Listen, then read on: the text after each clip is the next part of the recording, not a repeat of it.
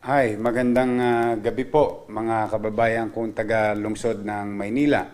Sana po ay nasa mabuti kayong kalalagayan at kalusugan ngayong gabi na ito habang nanonood kayo ng ating regular na broadcast simula nag-umpisa ang krisis na ito patungkol sa COVID-19. Itong broadcast na ito ay bukod pa sa ating weekly capital report.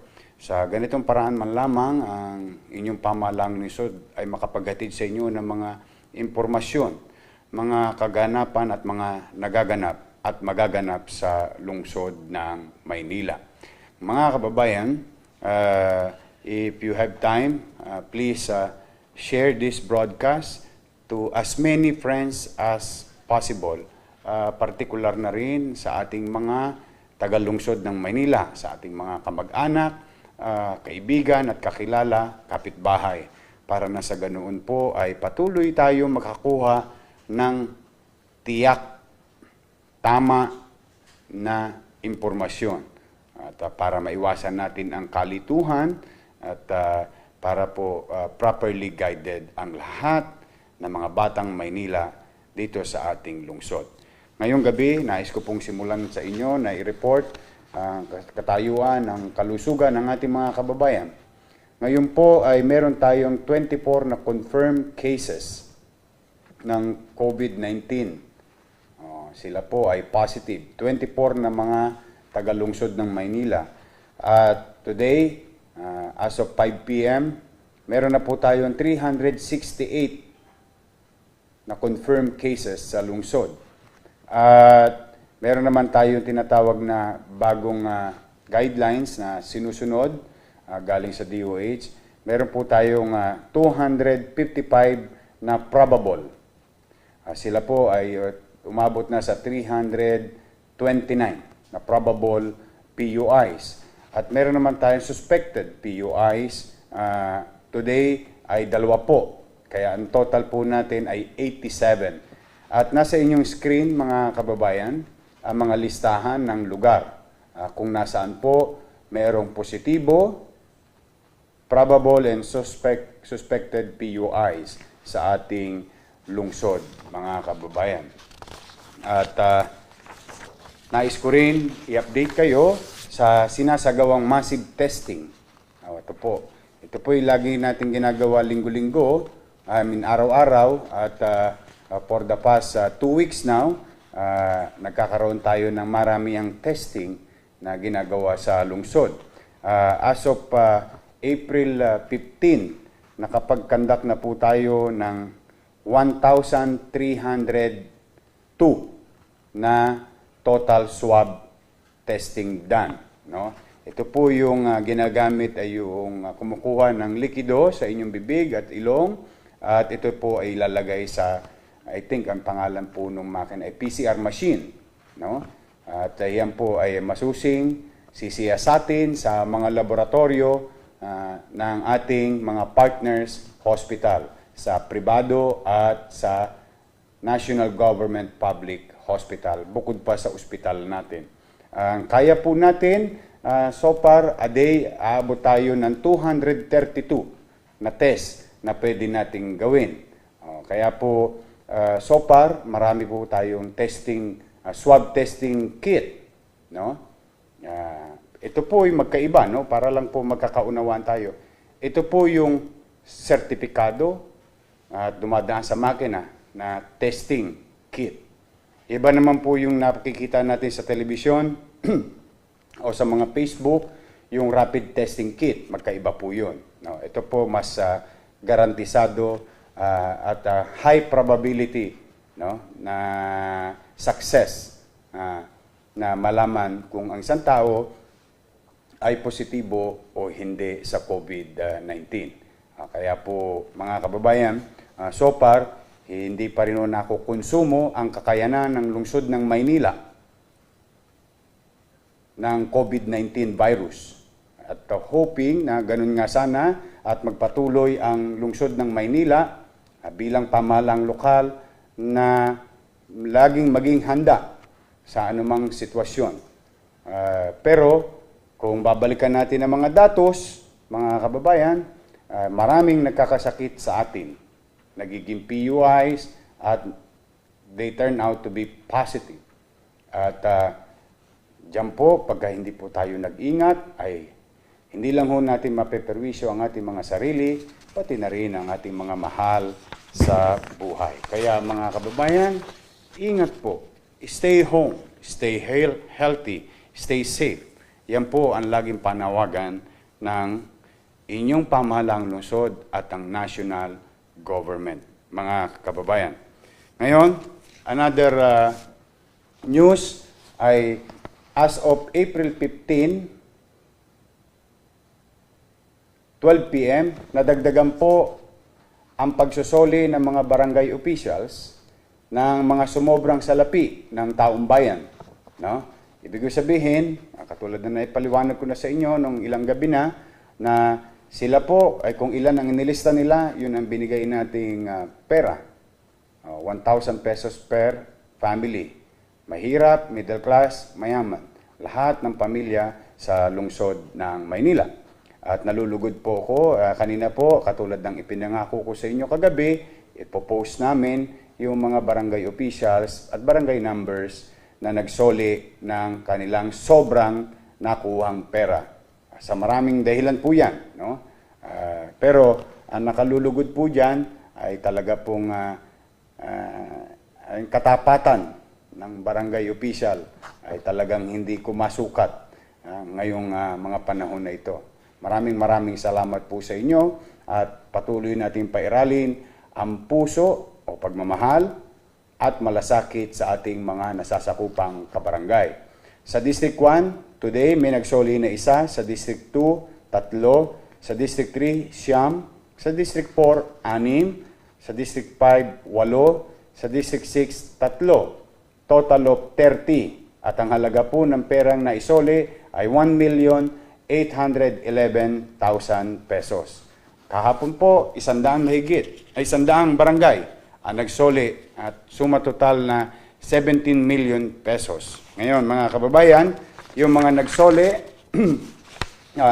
karagdagan nagsoli, ipopost din po namin sa aming Facebook, ang tabayanan po ninyo at kung nandoon ang inyong barangay. Yan po mga kababayan. So, maraming salamat sa ating mga barangay official. Pangatlo, mga kababayan, sa ating report, no? Kanina, tayo po ay nakipagpulong sa ating pong Secretary Galvez. Siya po ang itinalaga ni Pangulong Duterte na Chief Implementer sa COVID-19 crisis na kinakarap ng ating bansa. Nandyan din ang kamiting natin, si Executive Secretary Medialdea at si President Vince Dizon ng BCDA at si MMDA Chairman Danilo Lim at MMDA GM Jojo Garcia at iba pang bahagi ng mga ahensya ng gobyerno, ang DILG, DILG at DOH, mga kakababayan. Pati na rin po si Secretary Mark Villar. At diniscuss po natin yung pagpaplano na ginawa. At ngayon po natutuwa naman ako. Maraming salamat sa mga taga Blumentritt at nakinig kayo sa bagong panawagan ng lungsod sa pagkakabiyak-biyak o pagbibigay ng oras ng araw ng taga Maynila, sa oras ng taga Maynila na mamalengke at oras ng hindi taga Maynila na mamalengke at yung mga wholesaler kung paano sila magdadala ng mga itlog at manok sa Blumentritt at paano naman hanguin ng mga wholesale buyer, sort of saying. So, maraming salamat po at sana patuloy kayong sumunod sa panawagan ng social distancing at huwag natin aabusuhin na gamitin yung ating quarantine pass. Ang quarantine pass po ay binigay ng inyong pamahalaan upang ito'y magamit para sa pambili, sa oras na kakailangan ninyo pambili ng mga gamot o mga pagkain. Pero sana po, kung ako naman sa inyo, ang payo ko, kung kaya nyong bilhin yung pang 2 araw para isang beses na lang kayo lalakad, isang beses na lang kayo babiyahe, mas mabuti po. Kung kaya nyo bumili ng pang 3 araw, mas maganda po. Kasi po, hindi lang po maganda yon para nakatitipid na kayo sa pagkilos o pagod, nakatutulong pa kayo sa plano ng gobyerno na pababain ang pagkakahawa-hawa kung saan dapat hindi tayo nagkikita-kita. May distansya kung magkita man tayo. Ayan po mga kababayan. At kanina, umaga, katulad ng inaprubahan ko kagabi na lahat ng mga naiwan, ibig sabihin, hindi po nailista sa unang batch. No? At dininig ko po ang inyong panawagan na kung po pwede ay mabigyan na kayo ng konting ayuda ng pamahalaan. At yun po inaprubahan ng inyong lingkod kagabi. At kaninang umaga po ay kinuha na po ng inyong mga barangay chairman. No? Andiyan po sila. Yan, sa nakikita po ninyo sa litrato sa bandang kaliwa ng inyong screen. No? Makikita po ninyo na binigay po namin yung mga karagdagang lista ng mga kababayan natin sa lungsod. Pipilitin nating akapin at magiging masinop tayo sa paggastos ng salapi ng taong bayan. Yang kanina po ang ating pong na-deliver about 19 million. More than 19 million pesos para sa more than 19,000 families na hindi pa nabigyan sa lungsod ng Maynila. Muli, maraming salamat sa mga barangay. Alam ko pong matrabaho ito, pero kailangan nun natin talaga ay pairal ang pagmamalasakit sa ating mga nasasakupan. Kaya po, yung ating City Amelioration Crisis Assistance Fund ay being utilized properly. Para naman sa kaalaman ninyo, saan po nanggaling ang pera na ipinamahagi bilang ayuda ng pamahalang lungsod sa kanyang mamamayan. Yan po ay mga nakasama sa budget for the 2020 na mga pagawaing kalye. Oo. At tayo po ay talagang hindi ko alam kung paano tutugon sa pangangailangan ng tao, sa hirap na dinadanas ng tao. Kaya hindi po tayo tumitigil na mag-isip, no, ng pamamaraan. Kaya kung bakit yung mga ibang pagawain nating kalye o kalsada ay ating pong kinulaps at inamendahan din natin yung ating AIP, yung Annual Investment Plan. At pagkatapos, ipinakiusap ko kay Vice Mayor Hani Lacuna, kay Majority Floor Leader Joel Chua at mga konsihal na amendahan yung proposed budget at i-convert yung pampagawa ng kalye sa pagbibigay ng ayuda sa ating mga kababayan sa lungsod, sa lahat ng pamilyang nasa lungsod ng Maynila. At yan po ay umabot na 591,500,000, 1,000 per family. So, mga kababayan, sa awa naman ng Diyos, talaga po nagpasobra tayo ng kaunti at halos humigit kumulang 580,000 families na po ang nabigyan ng pamahalang lungsod ng Maynila. At meron namang mga nagsoli at nagamit natin pabalik ulit para sa mga hindi pa nabigyan. Yan po mga kababayan, para lang po nagsasabi kami sa inyo ng tapat para po magsama tayo ng maluwat at nagkakaunawaan at alam nyo din saan nanggaling yung salapi. Ayan po. Ayan na. Pero ang suma total ng lahat ng yan ay pera po ninyo. No? So, ngayon naman mga kababayan, ito po ay nais kong ibalita sa inyo. Pero, lilinawin kong maigi para po wala pong tinatawag na false hope o ang tawag dun sawing pag-asa. Kasi gusto ko lamang tayo nagkakatapatan. Okay. Mga kababayan, ngayong gabi, no? I hope nakuha nyo na po yung yung washable face mask, no? Ikukwento ko po sa inyo kung bakit tayo namahagi ng washable face mask kaloob ng LBC. Now, going back. Pinirmahan ko po ngayong gabi, 13,680,000 pesos. Para saan po? Kung maalala ninyo, mga lolo, mga lola ko, di ba naalala ninyo, meron kayong dapat natanggaping pensyon kaloob sa inyo ng pamahalaang lungsod ng Maynila. Ito po yung isang kompromiso naming isinabatas namin. No? Ngayon, marami na pong nabigyan ng card. No? Makinig po tayong maigi, no? And please, share this para hindi po tayo malilito. Wala po tayong, baka mamaya magkainisan pa kayo, magkumparahan pa kayo. Gusto ko lang, malinaw po tayo rito. Ngayong gabi, pinirmahan ko po 13.680 million pesos. Okay. Para saan? Mga lolo't lola ko, ito po ay magbebenepisyo rito ay 9,120 senior citizen na may Paymaya card na. No? Ulitin ko po, no? Nay, tay, lolo, lola, magandang gabi ha. I hope gising pa kayo. Kung yung mga apo nyo nanonood ngayon, ipaalam nyo to kay lola at lola nyo. Okay. Naalala nyo po na mahagi tayo ng card. At sa kasagsagan ng pamimigay natin ng card, no, ay nakaabot na po tayo ng 9,120. Okay.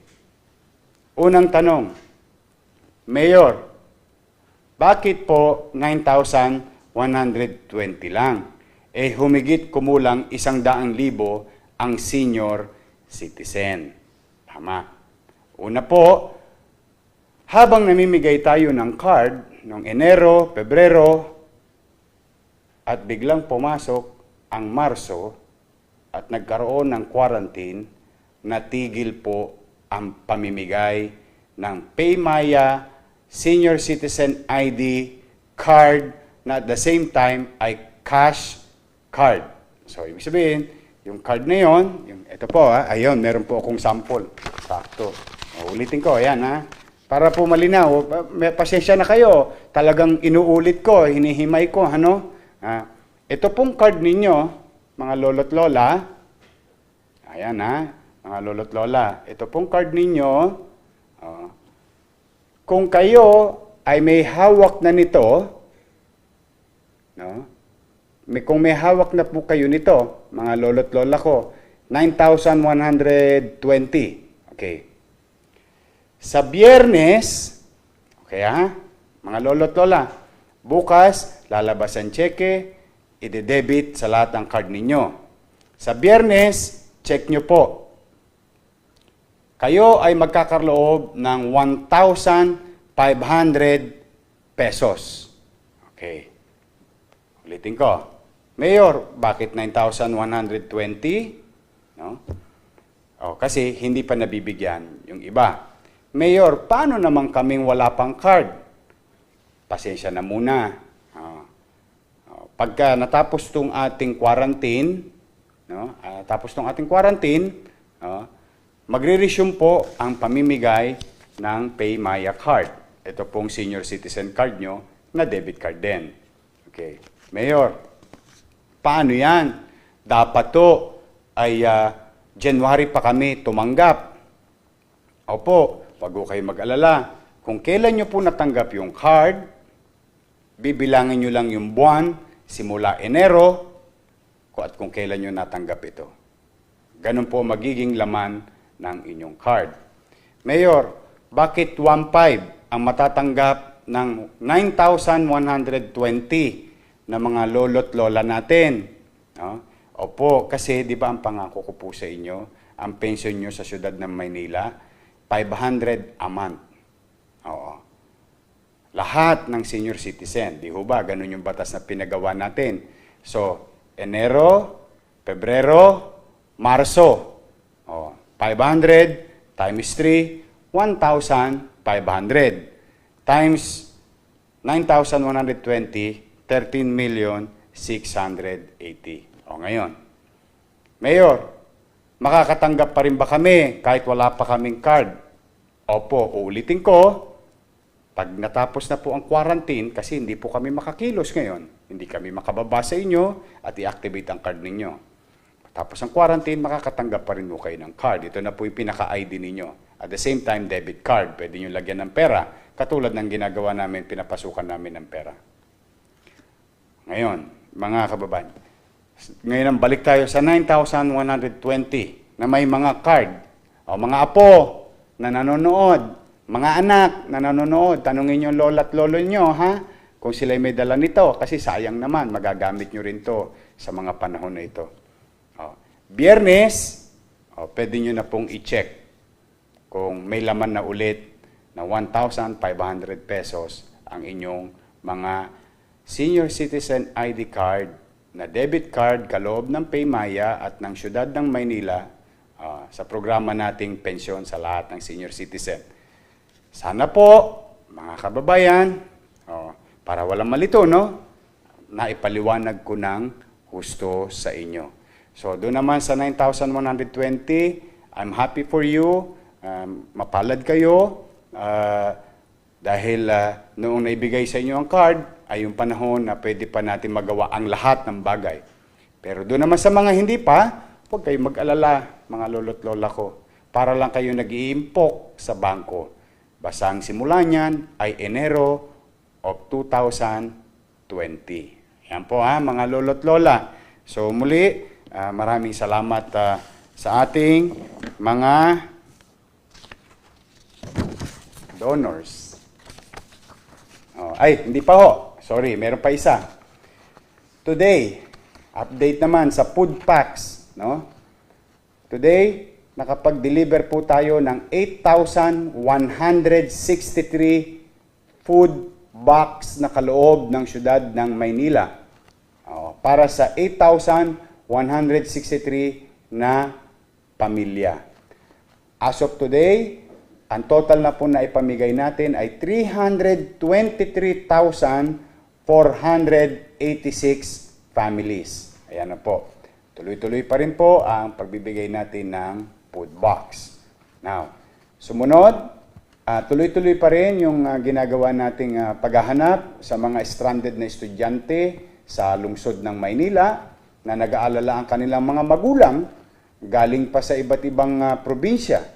Sa mga nanay, tatay na nanonood, pipilitin naming akapin ang inyong mga anak na naipit sa loob ng Maynila sa kani-kanilang mga dormitoryo.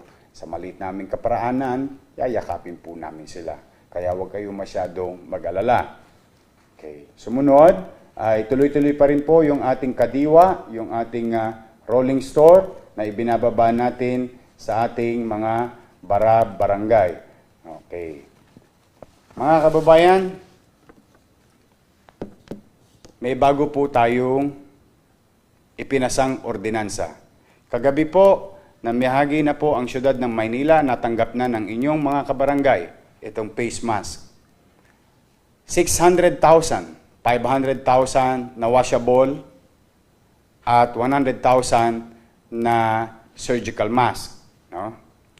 Para po sa lahat ng may quarantine pass. So, wala pong lalabas ng bahay nang walang mask kasi nag-provide naman po ang inyong pamahalaang lungsod sa maliit naming kaparaanan. No? Pero ngayon po ay pinirmahan ko na rin ang bagong batas sa lungsod ng Maynila. An ordinance requiring the mandatory use of face mask in all public places within the city of Manila. Ayan po. Ayan, naipasa na po sa konseho yan. Yan po isang batas na kung saan nire-require po ang mga tao na kapag lumalabas sila sa public places, ay kailangan po meron silang mask. Marami pong uri ng mask. Pwede po yung ginawa ninyo, pwede naman yung binigay ng syudad na washable o surgical mask. Basta po lalabas tayo para maiwasan at mapaliit natin ang probability na magkandahawa-hawa tayo habang tayo ay ginagamit natin ng quarantine pass upang bumili ng mga kakailanganin natin sa loob ng bahay. So, mga kababayan, meron din pong isa pang batas na naipasa sa Konseho ng Maynila. an ordinance imposing fines and penalties on funeral homes that will refuse